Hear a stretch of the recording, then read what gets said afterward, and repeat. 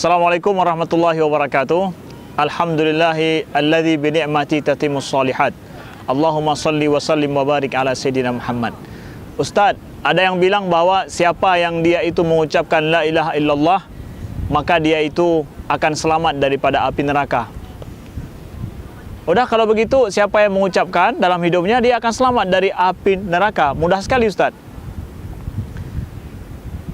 Pertanyaan ini adalah ketidakpahaman seseorang akan hakikat daripada la ilaha illallah Muhammad Rasulullah. La ilaha illallah itu adalah kunci daripada manhaj kehidupan kita.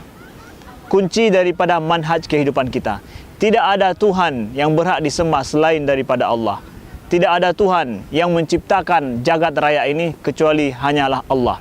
Dan tidak ada Tuhan yang berhak untuk kita ikuti wahyu yang diturunkan kecuali adalah wahyu daripada Allah. Dan hanya Allah lah yang menggariskan kehidupan kita, dan Allah lah yang berhak untuk kita ikuti, dan Allah lah yang berhak kita agungkan. Saya seorang muslim yang mengucapkan la ilaha illallah dalam hidup saya, artinya adalah saya ini enggak makan babi. Saya makan ikan, saya makan daging-daging yang menyehatkan, yang dibenarkan dalam Al-Quran. Saya enggak makan anjing. Saya seorang muslim yang mengucapkan la ilaha illallah karena Allah mengharamkan anjing, babi bagi saya.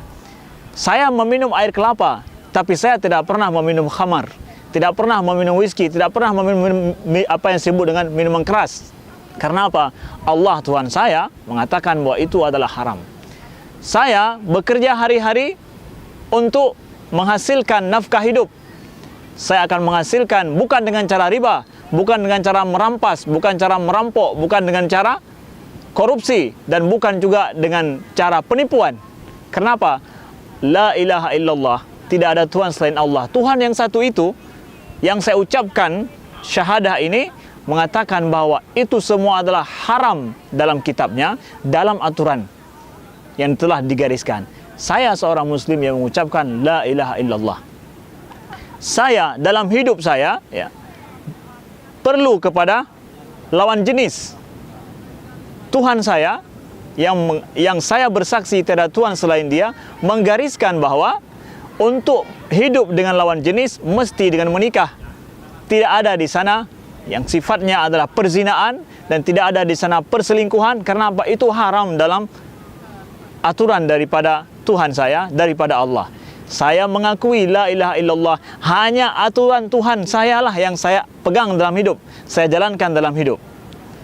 Bayangkan kalau seandainya begini kita maknakan la ilaha illallah dan kita hidup selaku seorang muslim, tidakkah akan menjadi syurga dunia ini, akan menjadi tenang damai hidup kita? Maka siapa yang mengucapkan ini, mengikrarkan, bersaksi dengan benar dalam hidupnya, maka pantaslah dia selamat dari api neraka, dan pantaslah dia akan masuk syurga. Kita mengajak sebanyak-banyaknya orang untuk mengamalkan la ilaha illallah dalam hidupnya seperti ini. Kita ingin hidup yang sesuai dengan manhaj Allah, sesuai dengan yang digariskan oleh Rasulullah Muhammad sallallahu alaihi wasallam. Sekian, assalamualaikum warahmatullahi wabarakatuh.